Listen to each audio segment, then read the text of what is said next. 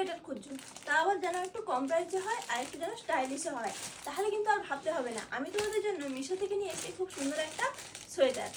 তাহলে চলো এটা আনবক্সিং করি আর তোমাদেরকে দেখাই কেমন এসেছে। কালারটা কিন্তু খুবই সুন্দর আর খুবই মিষ্টি কালার একটা। ওয়াও, সোয়েটারটা কিন্তু অনেকটাই লং, কাপড় কোয়ালিটি কিন্তু খুবই সুন্দর। আর এটা পুরোটা কিন্তু সামনে বোতাম দেওয়া আছে।